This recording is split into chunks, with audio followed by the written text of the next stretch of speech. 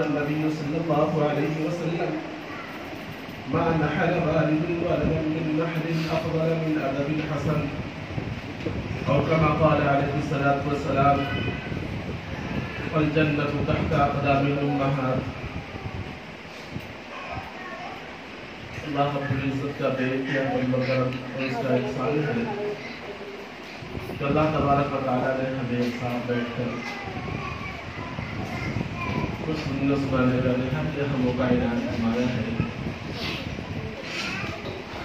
والدین کے متعلق آج کی مجلس کا خلاصہ یہ ہے اور آپس میں بیٹھنے کا فیصلہ یہ کیا گیا کہ ہماری آئندہ نسلیں جو آنے والی ہیں ان کو یہ تربیت مل سکے, ان تک یہ پیغام پہنچ سکے کہ ماں باپ کا سایہ جب تک رہتا ہے اور ان کی زندگی جب تک قائم رہتی ہے وہ کتنی بڑی دولت ہوتی ہے اس کا اندازہ اس کو ہونے کے بعد پتہ چلتا ہے. تو اصل مقصد یہی ہے کہ جو ہماری آئندہ نسلیں ہیں, جو حفاظ ہیں, جو علماء ہیں, مدارس میں پڑھ رہے ہیں, چھوٹے ہیں, بڑے ہیں, وسائل سے لے کر انس تک ہو یا دوسرے جو بھی بچے ہیں, ان تمام کے لیے ایک سبق کے طور پہ اس کو رکھا گیا ہے کہ وہ اپنی زندگی میں اپنے ماں باپ کی قدر کرے, ان کی منزلت کو پہچانے. قرآن کے اندر جو فرمایا گیا کہ تم اپنے والدین کو اف تک بھی مت کہو, جب قرآن نصوص کے سب سے اعلیٰ مقام رکھتا ہے اور قرآن کے اندر جب یہ حکم کر دیا گیا تو ہمیں کہیں سے گنجائش نہیں ملتی کہ ہم ان کی نافرمانی کریں, ان کی باتوں کو ٹال مٹول کریں. جب تک شریعت کے خلاف کوئی حکم صادر نہ ہو جائے اس وقت تک ہمیں یہ حکم نہیں ملتا ہے.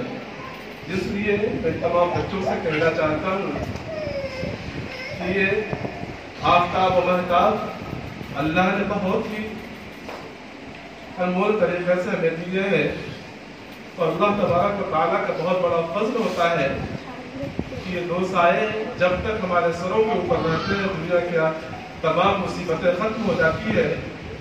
لیکن ہم تو محروم تھے, جب مجھے ہوش و آواز بھی نہیں تھا تو میرا ایک آفتاب گزر گیا تھا, ہم دیکھ بھی نہیں پائے تھے.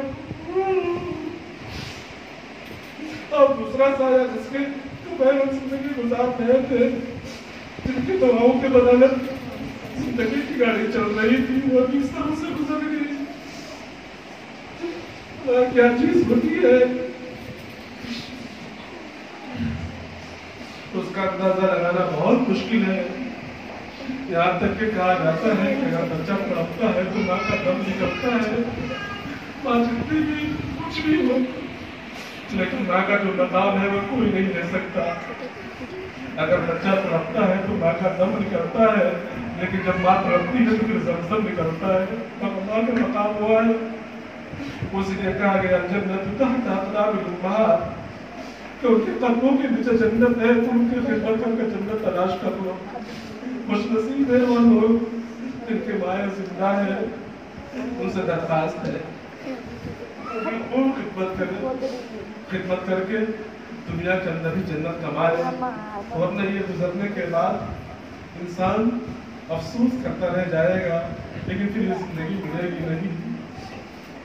الحمدللہ جہاں جانے کا افسوس ہے, لیکن ہم تمام کو اللہ کی رضا پر راضی ہونا بھی ضروری ہے. جب اللہ نے زندگی دی ہے تو موت بھی آنی ہے. قرآن کے اندر اللہ نے ایک جگہ ارشاد فرمایا کل نفس ذائقۃ الموت, کہ ہر انسان کو موت کے آغوش میں آنا ہے, موت کا مزہ چکھنا ہے. جو دنیا میں آیا ہے تو وہ جائے گا. ہمارے اور آپ کے اور تمام عالم کے سب سے پیارے محمد رسول اللہ صلی اللہ علیہ وسلم کی ذات بھی دنیا سے گئی ہے. تو ہر ایک انسان آئے گا اور جائے گا, لیکن خوش نصیب ہوتے ہیں چند افراد جو اپنے نسلوں کو ایسی تربیت کر کے جاتے ہیں کہ پوری زندگی قبروں کے اندر وہ آرام سے رہتے ہیں اور جنت کی کیاریاں کھولتی جاتی ہے.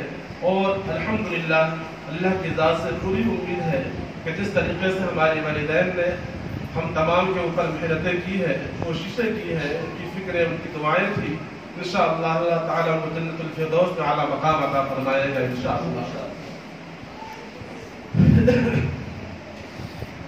दूसरी बात ये थी कि दुनिया में आने के बाद हर एक को दुनिया से जाना है, लेकिन जाने के बाद उनकी अच्छाइयाँ, उनकी जो हसनात है उनको याद करना हमारे लिए ज़रूरी है। जितना हमसे हो सके इनफरादी तौर पर, इज्तिमाई तौर पर उनके लिए इज़हार सवाब करें, जहाँ तक हो सके उनके रूह को तस्कीन पहुँचाने की कोशिश करें। अल्हम्दुलिल्लाह अल्लाह ने हमारी वालिदा को बहुत सारी खुसूसियात से नवाजा था, जहाँ एक तरफ उनके दिलों के अंदर अपने वालिदैन से, अपने बच्चों से, अपने पोतों से, पोतियों से मोहब्बत थी, वहीं दूसरी तरफ नमाज की पाबंद, तहज्जुद गुजार। मैंने अक्सर देखा है कि जब अज़ान से पहले ही नमाज की तैयारी कर दिया करती थी। अभी जब हालत मर्ग में थी, आखिर वक्त चल रहा था, उस वक्त भी जब नमाज के लिए यहाँ आते थे तो मुझे मालूम चला कि तमाम अहबाब एक नज़र देख लेते थे। यही तो वजह है ना कि अल्लाह तबारक व तआला ने फरमाया कि मोहब्बत की निगाह से वालिदैन पर एक नज़र डालना मकबूल हज व उम्रा का सवाब है। तो अल्हम्दुलिल्लाह ये सादत हम तमाम लोगों को हासिल थी, अब खत्म हो गई है, लेकिन हमें अल्लाह के रज़ा पर राज़ी रहना है। इसलिए मैं चंद कलिमात के साथ अपनी बात को ख़त्म करता हूँ और मैं तमाम बच्चों से दरख्वास्त करता हूँ कि अल्लाह तबारक व तआला ने जहाँ एक तरफ माँ का दर्जा आला बताया है, वहीं अपने बाप का दर्जा को भी बहुत ऊंचा बताया है। यहाँ तक कि शेख सादी रहमतुल्लाह अलैह ने गुस्सा के अंदर लिखा है कि अगर माँ की खिदमत करोगे तो जन्नत को कमा लोगे, जन्नत को सवाब लोगे, जन्नत को बना लोगे, और जन्नत के अंदर खूबसूरत क्यारियाँ बनाओगे, जन्नत के अंदर महल्ला तामीर करोगे। और अगर बाप को नाराज कर दिया, बाप की खिदमत नहीं की, उनकी नाफरमानी की, दरवाजे बंद कर दिए जाएंगे, तो उस महल्ला में दाखिल नहीं हो सकते। इसलिए शेख सादी रहमतुल्लाह अलैह ने वो फारसी के अंदर कहने के बाद कहा कि बाप की खिदमत भी ज़रूरी है और माँ की खिदमत भी ज़रूरी है। इसलिए कुरान के अंदर कुरान ने तो साफ लफ्ज़ों में कह दिया वला तकुल लहुमा वला तनहरहुमा, कि तुम उनको उफ भी मत कहो, उनको छिड़को भी मत।